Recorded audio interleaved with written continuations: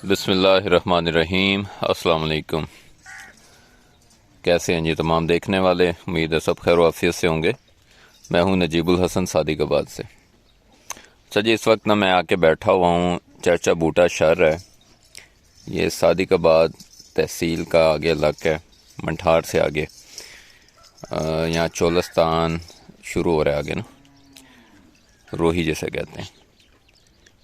تو ان سے ابھی بات ہو رہی تھی، لائیو تھے، لیکن یہاں انٹرنیٹ کا مسئلہ بن گیا۔ پھر میں نے سوچا کہ ٹاپک بڑا اچھا چھڑا ہے، تو میں نے بھی کبھی اتنی ڈیٹیل سے بات نہیں کی اس ٹاپک پہ، تو آج ان سے ڈسکس کرتے ہیں کہ یہ جو رحیم یار خان بیتل نسل ہے، یہ ان کے علم کے مطابق کہاں سے شروع ہوئی، کہاں سے آئی تھی، کن لوگوں نے اس کو جو ہے وہ اس علاقے میں پروموٹ کیا، کیونکہ آج یہ بڑھتی پہلے یہ اسی علاقے میں کہتے ہیں سب سے زیادہ ہے۔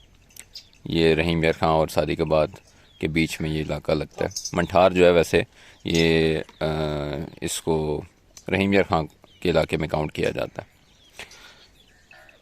تو ان سے اس بارے میں بات کرتے ہیں، ان سے پوچھتے ہیں کہ جی یہ جانور کہاں سے آیا تھا، کیسے یہ پھیلا ہے۔ اس وقت جو ہے یہ تقریباً جنوبی پنجاب کے جہاں جہاں بکری پال حضرات ہیں، تقریباً ہر بندہ جانتا ہے، ایک دو دانے کسی نہ کسی کے پاس ہوں گے بھی۔ اگر کوئی راجن پوری رکھ کے بیٹھا ہوا ہے تو اس نے بھی اس میں سے بلڈ ضرور لیا ہے، اس کا نکوڑ شکوڑ بنانے کے لیے، لمبائیاں بنانے کے لیے۔ اور مکھی چینا میں بھی باقاعدہ ایک پورا علاقہ ہے جہاں اس نسل کے کراس سے مکھی چینا کراس جو ہے وہ تیار کی گئی ہے، اور اس کے باقاعدہ میلے ہوتے ہیں۔ ابھی پچھلے دنوں بھی کچھ میلے تھے، تو وہ بھی اکثر چلتے رہے ہیں مختلف چینلز پہ۔ میں نہیں جا سکا کچھ مصروفیات کی وجہ سے، تو بابا جی سے پوچھتے ہیں کہ ان کی ہسٹری کیا ہے۔ السلام علیکم۔ وعلیکم السلام۔ بابا کیا حال ہے، ٹھیک ہو؟ دعا شکر ہے، الحمدللہ خیر۔ اچھا بابا، میں کو 2 سال ٹھیک ہے جی امدا پہ بلکہ گل کریں نو پنجابی وچ جی جی جڑا لوگوں کو سمجھ آ ونجے۔ جی جی او بڑا تو کدھر وچ؟ فتوی ہے لے بڑے لو لے۔ اچھا اچھا جی بابا مینوں اے دسو کہ اے جڑی نسل ہے اپنے کول، اینو سارے تو پہلے تے دسو اینو تسی آکھدے کی ہو اپنی زبان چ؟ اساں نے بھی ایو آکھدے سی دیسی پنجاب دی بکری، دیسی پنجابی؟ بیتل تو ہونا نکلی ہے، بیتل ہاں، اساں دا تسی بس دیسی بکری آ۔ دیسی بکری ہے۔ اے تے دیسی دا مطلب تے ہو گیا نا کہ جیڑی ساڈے دیس دی بکری۔ وہ دیس نہیں، اے دیسی بنایا سی، دیس والے نو چھڈ دتا سا، اچھا دیس والے ہون جاندے اے دیسی بن گیا۔ ہاں، نسل پنجاب دی ہے، اچھا۔ آیا پنجاب جو پہلے اے سارے علاقے دے وچ جیڑی اودے علاقے دی بکری ہوندی ہے نا اونوں دیسی ہی آکھدے نے۔ جی جی اچھا، اوویں نوں ہوٹل آکھدے نے، ہوٹل آکھدے؟ اچھا تسی ہوٹل آکھدے ہو۔ ہوٹل کیوں آکھدے ہو؟ بس ہن جو ہوٹل، ہوٹل کیویں؟ یہ کھانے پینے جو ہوٹلی مال ہے، چنگا کھانا چنگا پینا۔ اچھا اس وجہ تو ہوٹل آکھدے ہو۔ ہوٹل چلیں جی، یہ بابا جی کی طرف سے ایک نیا آج مجھے سمجھ میں آئی ہے۔ ہوٹل اس لیے کہتے ہیں کہ یہ جانور جو ہے وہ بوفے کی طرح، جیسے مطلب ہوٹل میں بوفے لگتا ہے نا، اسی طرح مطلب یہ رول کھول کے نہیں پلدا۔ نہیں نہیں نہیں، انہاں دی بڑی خدمت ہوندی ہے، بڑی داری ہوندی ہے، انہاں دے ہوں، نگرانی ہوندی ہے، چارن دی، پٹھے دتھے دی، ہر شے دی خدمت ہوندی ہے۔ اچھا ہوٹل تا سڑی دے۔ چلیں جی، جیسے یہ مطلب یہ دیسی ان کا طریقہ کار ہے، پتہ نہیں اب بہرحال۔ اچھا مینوں اے دسو جی کہ اے بکری شروع کتھوں ہوئی سی؟ شروع تو آئی تے سب کچھ پنجاب والے پاسے لاؤ کو لائے، کیڑے پاسے آئے ارائی آئے لائے کے انہاں تو اساں لئیاں۔ رائی کتھے، کیڑے علاقے دے سی؟ اللہ جانے ادھروں آئے، ہندوستان آئے لائے، کیڑے پاسے آئے، ہوں، اتنے خان بہادر چک ہے، انہاں تو پھر خریدیاں سا۔ خان بہادر چک جڑا ہے؟ جی اچھا، کافی عرصے دی گل ہے، سارے چاچے نے خریدیاں۔ تسی تہاڈی عمر کتنی کی سی؟ میں سر چھوٹا مطلب، چھوٹا ہے بچی جنہ؟ ہاں بچی تو بڑا ہم تھوڑا، پر ہم چھوٹا۔ اچھا، یعنی کہ ہے کوئی 70 سال پرانی گل؟ جی 70-80 سال؟ جی پھر انہیں چاچے نے خریدیاں، پھر وہ لڑیے بکریاں تو کی کرنے آنے، اسے ویلے بھیڑ دا بڑا اچھا تسی پہلے بھیڈاں رکھدے سی؟ بھیڈاں رکھدے سی، پھر بھیڈاں تو بعد بھیڈاں دے کے بکریاں بنائیاں۔ بھیڈاں کیوں رکھدے سی؟ انہاں دا کی فائدہ سی؟ انہاں دا دودھ سی، کوئی اون وکدی سی، اون وکدی سی؟ دوئی وکدی سی، ہن وکدی ہن؟ ہن نہیں وکدی، بس ختم ہو گئی۔ ہوں جی اسی وجہ نال پھر بکریاں پھیل گیاں بٹھیرے ہوں۔ سارے علاقے چ، تو ویکھیاں میں ویکھیاں، اونے لئی پھر بکرے لئی انہاں تو۔ تہاڈے چاچے دا کی نام سی جنے شروع کیتا؟ عثمان عثمان شاہ، ہاں وہ نام سنیا میں، جڑا اودن وہ ਅਤਾ ਵੀ ਉਹਦਾ ਨਾਮ ਲੈਂਦਾ ਸੀ ਨਾ ਮੈਂ ਜੀ ਆ ਜੀ ਉਸਮਾਨ ਸੇ ਉਹਦਾ ਨਾਮ ਜਿੰਨਾ हाजी खमीसा ਹਾਂ ਇਹ ਬੜਾ ਮਸ਼ਹੂਰ ਆਦਮੀ ਹੈ ਤਮਾਮ ਤੋਂ ਤਮਾਮ ਸਾਰੇ ਉੱਥੇ ਅੱਛਾ ਚਲੇ ਗਏ ਇਹਨਾਂ ਸਾਰਿਆਂ ਤੋਂ ਜਿਹੜਾ ਸਮਝੋ ਕਿ ਜਿਹਨੇ ਪਿੱਛੋਂ ਇਹਨਾਂ ਨੂੰ ਸਾਰਿਆਂ ਨੂੰ ਇਸ ਕੰਮ ਤੇ ਲਾਇਆ ਹੈ ਲਾਇਆ ਹੈ ਉਹ ਬੰਦਾ ਉਹ ਸੀ ਉਸਮਾਨ ਸੀ ਤੁਹਾਡਾ ਚਾਚਾ ਸੀ ਚਾਚਾ ਸੱਕਾ ਮੇਰਾ ਅੱਬੂ ਦਾ ਅੱਛਾ ਛੋਟਾ ਸੀ। ਠੀਕ ਹੋ ਗਿਆ ਹਾਂਜੀ ਤੇ ਅੱਗੋਂ ਫਿਰ ਤੁਸੀਂ ਰੱਖ ਲਈਆਂ ਸਾਰਾ ਰੱਖ ਲਿਆ ਇਹ ਬਾਬਾ ਜਦੋਂ ਬੱਕਰੀ ਸ਼ੁਰੂ ਹੋਈ ਸੀ ਹਾਂਜੀ ਉਦੋਂ ਇਹਦੀ ਕੀ ਸ਼ਕਲ ਸੂਰਤ ਸੀ ਸ਼ਕਲਾਂ ਅੱਜ ਕੋਈ ਤਬਦੀਲੀ ਆਈ ਬੱਕਰੀ 'ਚ ਜਾਂ ਉਵੇਂ ਹੀ ਹੈ ਉਹ ਹੀ ਸ਼ਕਲਾਂ ਇਹਨਾਂ ਦੀ ਹੂੰ। ਕਾਲੇ ਬੱਕਰੇ ਕਾਲੀਆਂ ਬੱਕਰੀਆਂ ਸ਼ੁਰੂ ਤੋਂ ਹੀ ਹੂੰ ਫਿਰ ਵਿੱਚੋਂ ਨਸਲਾਂ ਇਹ ਬਦਲ ਗਈਆਂ ਕੋਈ ਸ਼ੇਰੀਆਂ ਬਣਾ ਲਵੇ ਹੂੰ ਕੋਈ ਲਾਲ ਬਣਾ ਲਵੇ ਸਹੀ। ਲਾਲ ਨੂੰ ਚਾਹਤ ਕਿ ਜਿਹੜੇ ਲਾਲ ਨੂੰ ਬੜੀ ਚਾਹਤ ਹੋ ਗਈ ਹੂੰ ਫਿਰ ਲਾਲ ਫਿਰ ਲਾਲ ਤੋਂ ਹੁਣ ਸਾਰਿਆਂ ਤੋਂ ਵੱਧ ਕਾਲੀ ਦਾ ਚਾਹਤ ਹੈ। ਸਹੀ ਬਿਲਕੁਲ ਫਿਰ ਡੱਬੀ ਹੋਈ ਜਾਂ ਕਿਵੇਂ ਹੋਈ ਹੂੰ ਫਿਰ ਇਹ ਕਾਲੀ ਦੀ ਚਾਹਤ ਜ਼ਿਆਦੀ ਸਭ ਤੋਂ ਨਹੀਂ ਮੈਨੂੰ ਇਹ ਦੱਸੋ ਹਾਂਜੀ ਇਹ ਕਾਲੀ ਤੇ ਆ ਗਈ ਸੀ ਹਾਂਜੀ ਇਹਨੂੰ ਲਾਲ ਕਿਵੇਂ ਕੀਤਾ ਬੱਕਰੀਆਂ ਤੋਂ ਬਦਲੀਆਂ ਨੇ ਫਿਰ ਕੁਦਰਤੀ ਲਾਲ ਹੀ ਜੰਮ ਪਈਆਂ ਨੇ ਕਾਲੀਆਂ ਦੋ ਫੜ ਲਏ ਇੱਕ ਲਾਲ ਸੇ ਕਾਲਾ ਨੀ।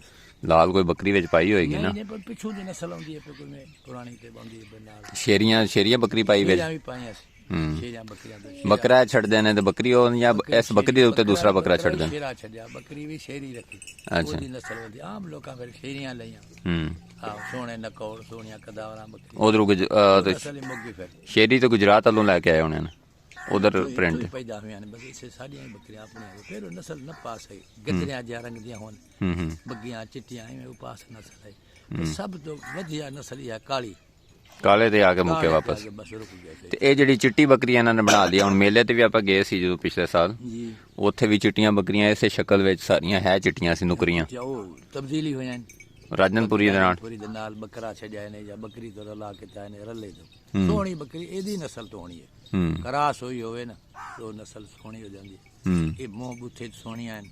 ਨੇ ਪੁੱਛਲੇ ਸੋਹਣੀਆਂ ਖਦਾਵਰਾਂ ਸੋਹਣੀਆਂ ਲੰਬੀਆਂ ਹੂੰ ਫਿਰ ਉਹ ਹੀ ਬਣ ਗਿਆ ਅੱਗੋਂ ਬੱਕਰਾ ਛੱਡਿਆ ਉਹਨੇ ਸਹੀ ਹਾਂ ਯਾਨੀ ਇਹ ਚਾਚੇ ਉਸਮਾਨ ਦੇ ਕੰਮ ਨੇ ਸਾਰੇ ਹੈ ਅਸਲ ਮੁੱਢ ਸ਼ੁਰੂ ਉਹਨੇ ਕੀਤਾ ਇਹਦਾ ਹੁਣ ਤੋਂ 80 ਸਾਲ ਪਹਿਲੇ ਜੀ ਜੀ ਉਦੋਂ ਇਹਦਾ ਮਤਲਬ ਹੈ ਕਿ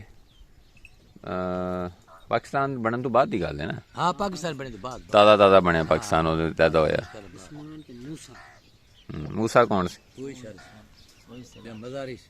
ਹੂੰ ਇਹ ਤਿੰਨ ਬੜੇ ਠਰਕੇ ਹਨ ਸਾਡੇ ਅਸਾਂ ਛੋਟੇ ਸੀ ਇਹ ਪੁਰਾਣੇ ਹਨ ਇਹ ਅੱਛਾ ਮਜ਼ਾਰੀ ਮੂਸਾ ਹੂੰ ਤੇ ਉਸਮਾਨ ਹੂੰ ਹਾਂ ਫਿਰ ਉਹਨਾਂ ਤੋਂ ਬਾਅਦ ਫਿਰ ਅਸਾਂ ਸ਼ੁਰੂ ਹੋ ਗਏ ਸੀ ਮੇਲੇ ਵੀ ਇਹਨਾਂ ਨੇ ਸ਼ੁਰੂ ਕੀਤੇ ਜੀ ਆ ਮੇਲੇ ਵੀ ਸ਼ੁਰੂ ਕੀਤੇ आपस दे विच ਆਪਸ ਵਿੱਚ ਇੱਕ ਦੂਜੇ ਨਾਲ ये इतने बैठे हुसैन ते मैं हो गए ਹੂੰ आपस दे मेले किते बड़े इलाके ने वेखे बार आए चाहत ना ਹੂੰ उन्हें आखे मेरियां बकरियां तकड़ियां ने उन्हें आखे मेरियां ने उन्हें आखे जे तू हार मननी है जे बारों बंदे सद्या तू बकरा हलाल ज़बा कर रोटी तू बना ਹੂੰ तो मैं सदा तू कर ते इवें बस रोटी एक ने बना ले दूसरे बंदे ने सद्या और चाहत पानी उठो मेला शुरुआत होया ਸਹੀ ਹੁਣ ਜਿਹੜਾ ਮੇਲਾ ਕਰਦੇ ਹੋ ਉਹ ਜ਼ਿੱਦ ਤੋਂ ਕਰਦੇ ਹੋ ਜਾਂ ਬਸ ਇੱਕ ਸ਼ੌਕ ਸਿਰਫ ਸ਼ੌਕ ਜ਼ਿੱਦ ਨਹੀਂ ਹੁੰਦੀ ਨਹੀਂ ਜ਼ਿੱਦ ਕੋਈ ਵੀ ਨਹੀਂ ਹੂੰ ਹਾਂ।